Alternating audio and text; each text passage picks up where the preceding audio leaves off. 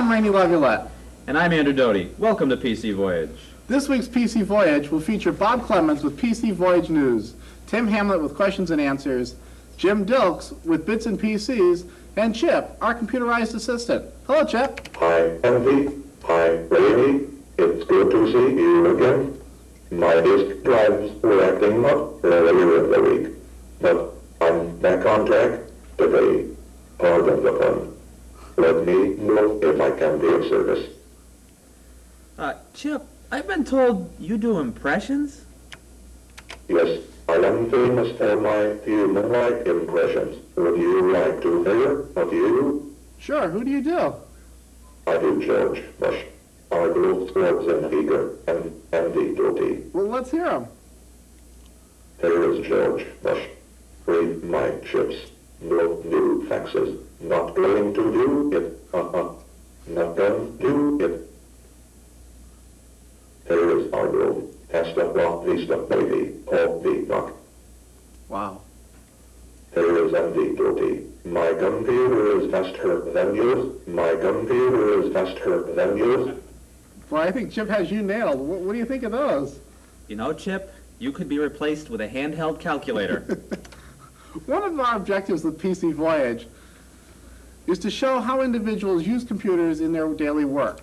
Tonight, we have Dick Gagney, Vice President of Sales and Marketing for New England Promotional Marketing in Hamden, Massachusetts. Hello, Dick. Hello, Rainey. Dick, what is New England Promotional Marketing? New England Promotional Marketing is a company that deals with all size companies throughout New England primarily, and we do promotions that might involve safety or incentive like this. Dick, how does your computer assist you in your work?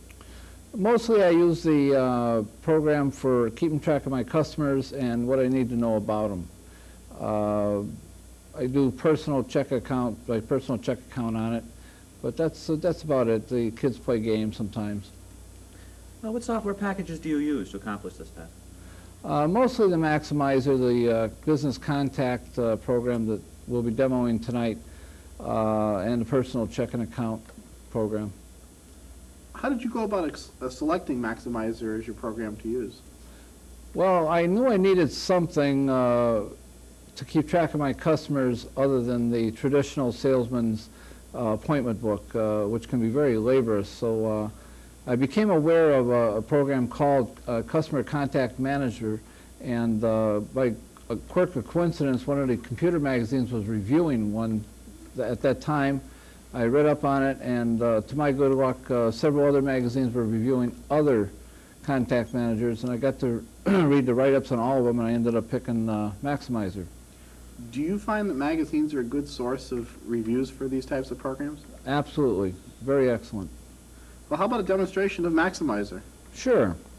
Well, typically, I'd, having done my homework the night before, I would get up in the morning and turn on my computer, and then I have my list of customers, but what I want to do is find out what I have to do today.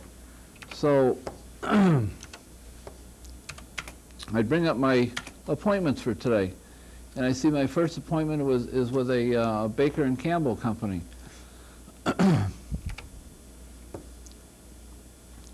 So then I would go to that account and do a review on what I need to know about that customer. And I see who the contacts are, and it happens to be a Thomas Baker that I'm going to see today, and I want to make sure that I've got all the latest information that I need to know about him, just in case there's something pertinent that I should be talking to him about. I see here that I made a note to myself in his record that he's going away for the summer and do not call a right. So I'll make sure I ask him when I go to see him how he's that his summer vacation's coming up, and I hope he has a good time. Then, after I establish my appointments and print out what you see here, I go out and I do my sales calls for that day. I get back to the office. I will then modify what I need to do for the next day, eliminate who I have seen today, and I'm ready for tomorrow. One of the nice features about this program for a lot of companies would be if you needed to do a lot of phone work with your accounts, this program will allow you to actually phone your customer from the computer if you have a modem. And you see in this case, the Baker company has 3 different phone numbers. And it's now 8 o'clock in the morning, and I know that I might have to, he probably is in his car, so I just highlight his car telephone number, hit enter, and it actually dials his phone. By the way, when that happens, the clock on the computer starts running.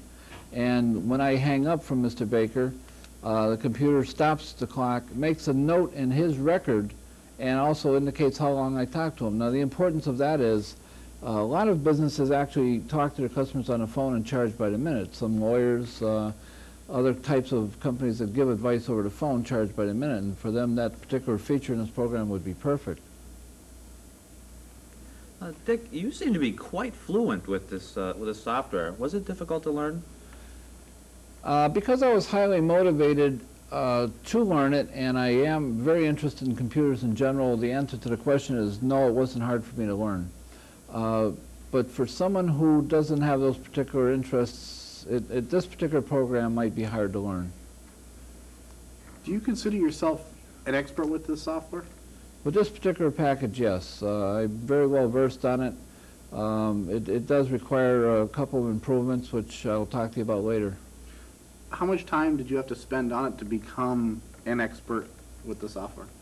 Well, because of what I said earlier about being highly motivated to learn the program, it took me probably 3-4 days of use before I became proficient and comfortable with it. You said that the computer, if a modem is present, will automatically dial the phone for you. In using this, it keeps track of the time. Could you use this to charge back, for instance, the customer for long-distance tolls or so on and so forth? Well, typically, the person who's charging by the minute would have a record because of this program that this month he spoke to Mr. Baker, let's say 10 minutes, and at $50 an hour you do your homework. Then you take your phone bill and add up the phone calls to Mr. Baker's phone and combine the two totals, and that's the bill Mr. Baker would get. Would you recommend this software for someone working with a laptop? Yes, I would. This particular company, the program, has a variation of the program that will fit very comfortably into a laptop's hard drive. So you can take it on the road, and you've got all the records in the laptop that you also have a copy of on the computer. So that when you get back to your office at the end of the day, you just can make a physical link with a cord to your main computer, and all the records of everything you've changed during the day will just transfer to the main program. No effort whatsoever. Go ahead. If someone would like information, where can they get the information about this specific piece of software? Oh, okay. The name of the company that has this is Richmond Technologies and Software Company, and they're located at 6400 Robert Street, Barnaby, British Columbia, Canada. Well, that's great. Thanks, Dick. Thank you. So what do you think? Think anybody who's in sales would use this piece of software? Oh, I think I would if I had the if I really wanted to keep track of a customer base. I think that would be great. I think, though, that for anybody using a piece of software, looking to purchase a piece of software, that it's important that they go out and look at 2 or 3 or 4 different pieces of software and not just buy the first one that they see. I think magazines are a good place to get some reviews on the software and pursue it that way. Get other people's opinions also. Sure. Talk to the people in the same position as you. Sure. Well, when we come back, after Chip brings us the trivia question, we'll have Bob Clemens here with PC Voyage News.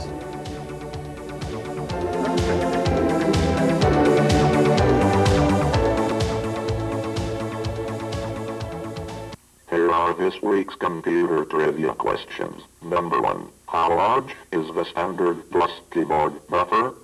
And number 2, what does the GA stand for?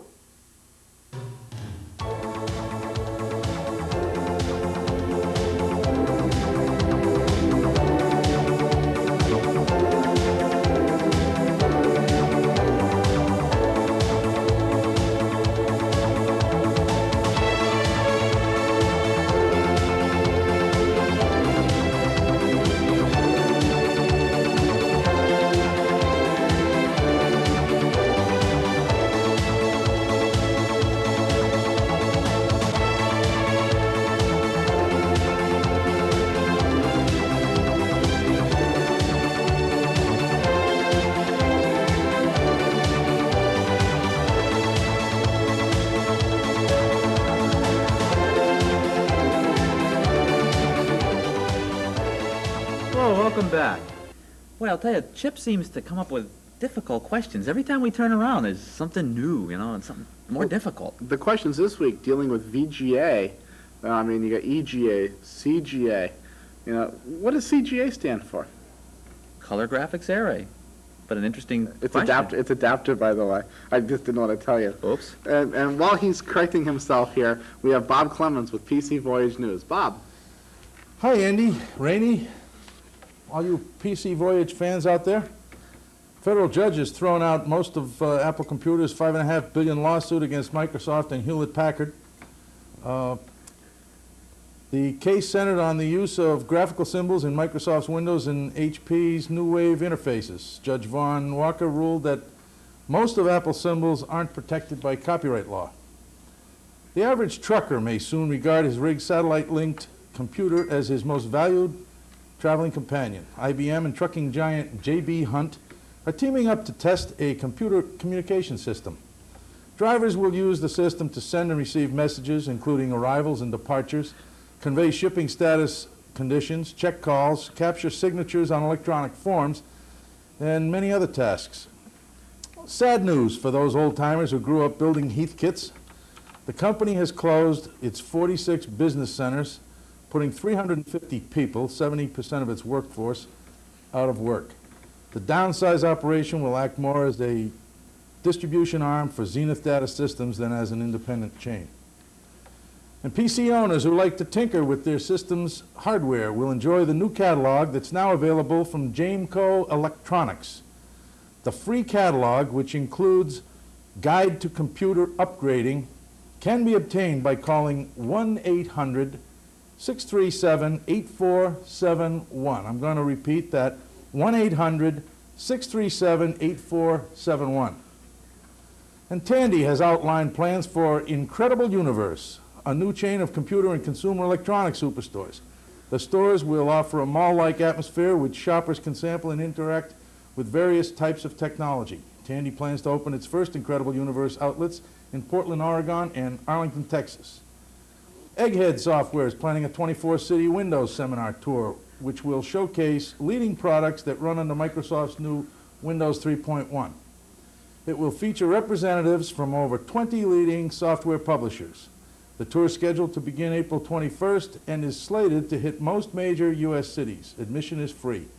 Registration information is available by calling 1-800-EGG-5569. That's 1-800-EGG-5569. And Fifth Generation Systems has developed Fastback Express, an entry-level data backup program for DOS and Windows-based computers. The software will be targeted at people who have never used a backup system before. In addition to its high-speed backup and restoration functions, Fastback Express features automatic data compression and advanced error correction. Fastback Express will be available in separate DOS and Windows versions for $99.95. Portions of the PC Voyage News are courtesy of Prodigy Services. And that's it for tonight, guys. Thanks, Bob. Boy, Radio Shack, they're going from little shacks to incredible universes. But where are they going to go now? I don't know, but with 5,000 stores in the United States, it's going to be interesting to see where they're going to cram this big mall-like atmosphere in. I also heard that these incredible universe stores are supposed to stock not only electronics parts, but computers and appliances. I can see it now. Radio Shack selling washing machines. Yeah, that's the ticket, I guess. Well, I think that's the trend here. What was the other stories that Bob was talking about? Don't think too hard. I Oh, can't. I know what I wanted to mention. Your mug says, I am compatible. What are you compatible with? Everything. Everything. Compatible with everything. And you see, mine over here has got just about every other MS-DOS command that you could imagine. Everything is this right here when I'm at my desk at work. I don't remember what a command is. I just keep turning the mug around and I'm all set. Of course, this is between all the games. Shh, you're not supposed to tell anybody those things. Oops.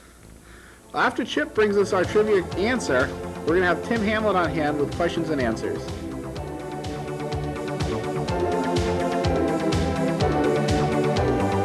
Here are this week's computer trivia answers.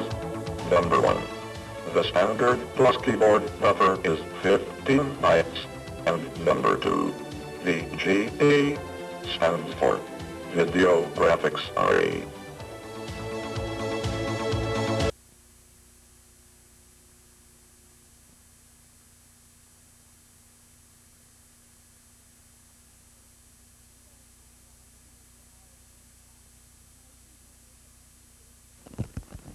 Hey, what are you doing?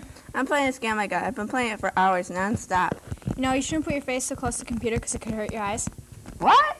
That's right. You should always stay an arm's length away from the computer. Oh, yeah. Ugh. Boy, my head hurts. I should do that from now on.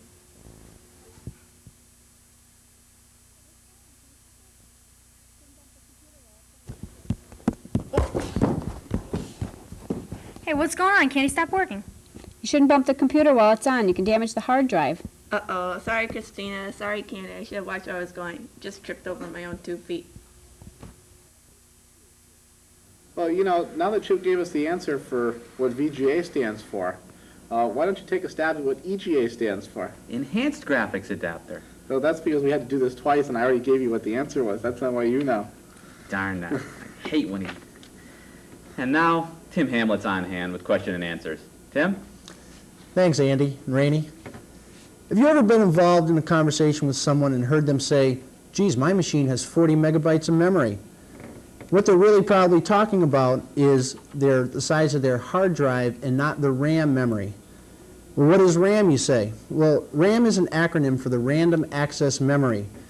And when you run a program, this is where the computer runs the program from. You type in the command, it loads the program into the RAM memory and runs it from there. The hard drive, on another hand, is a permanent storage device. And when you turn off your machine, everything in the hard drive is going to stay right there. When you turn off your machine, everything in the RAM memory is lost. It is gone for good till the next time you turn on the machine and load something into it. RAM memory these days usually runs from 2 to 4 megabytes or millions of bytes of memory. The older machines like mine, you might have 640 kilobytes or thousands of bytes. The hard drives run from 10 megabytes up into the hundreds and even thousands of megabytes. I hope that clears up your questions about RAM. And please be careful. If somebody says their machine does have 40 megabytes of RAM, I have seen machines out there that have that much and sometimes more. So make sure you know what you're talking about before you say anything about it. Our next question deals with a subject that is very confusing for a lot of people, and that is the use of a RAM or a virtual disk. And what is a RAM or a virtual disk? Well, a virtual device is something that is not really there, but the computer thinks it's there. This is what confuses people. The virtual device is installed by the use of software called a driver. Now, real pieces of hardware, such as a mouse, use a driver also. But the virtual driver fools the computer into thinking that something that isn't there is there. Now for our RAM disk. It works like this. This is a typical block of memory of 640K. Your DOS is loaded down here. Your programs are loaded up into this area here, and your video is up at the top. Okay, when you use your driver for a RAM disk, it will take part of this memory right here that normally your programs run into and take it out and simulate a disk drive. Okay, when you use this, okay, you can do anything with this drive that you can do with a normal drive, except do a disk copy. Okay, if you have more than the 640K of memory, as most machines do now, you can save your 640K down in this area here for running your programs, and you can use some of your extended memory up in this area in the 2 to 4 megabyte range to make your RAM disk. That way you can save all this down here and still have another drive there for you. Okay, the last thing on our agenda tonight is wait states. If you've been in the market for a computer recently, I'm sure you've heard the salesperson say this machine has a 0 wait state. Well, very simply, a wait state is a period of time measured in ticks of the computer's internal clock in which the CPU stops its processing and waits for an input or output device to catch up with it. The CPU runs much faster than most input or output devices, and even faster than the RAM memory in most cases. The wait states are measured in nanoseconds or millionths of a second. So us humans really aren't going to notice much difference in a 0 wait state machine and a machine that has a wait state of 1 or 2. But I should mention that most of the machines today are being made with 0 wait state RAM chips. But if you buy an older machine, don't worry, you're really not going to notice much difference in the speed of the wait states. So for PC questions and answers, I'm Tim Hamlet, and back to you, Rainey and Andy. Thanks, Tim. You know, one thing I learned in the last couple of weeks was, you know, how he was talking about DOS only being able to use the 640. Do you know why that is? No, I don't, actually. Actually, the article that I was reading was talking to the gentleman who wrote the very first version of MS-DOS. And because IBM, nor anybody else, thought that anybody would really ever use beyond 128K, now we all use 3 or 4 meg, that IBM put the video memory right at the 640 level. If they had put it higher, DOS would have been able to address up to whatever or wherever IBM had put the higher video memory. That's an interesting literature there. Chip is now going to bring the address. So if you'd like to ask Tim some questions or just give general commentary, write to us at the following address.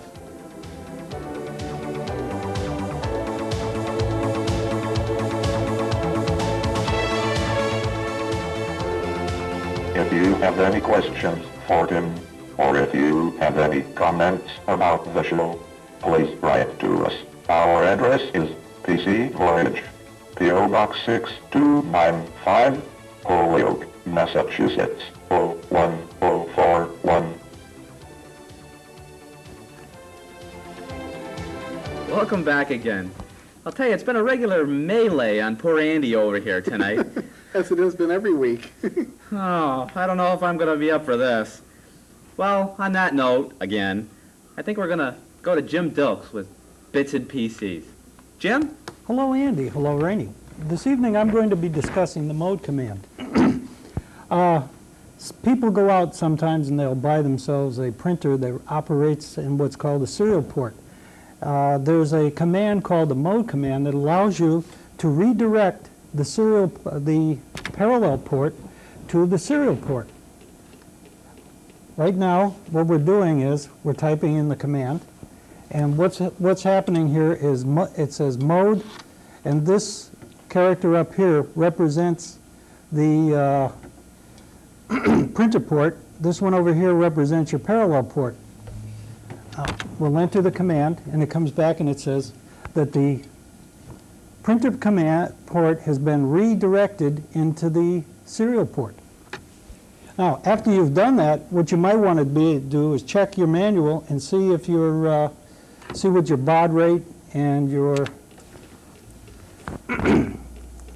see the command, the baud rate, the parity, the data bits, your stop bits, And at the end here is something that's called the retry command. And what this does is it makes the communication port keep trying over and over again to check to see if the printer is ready.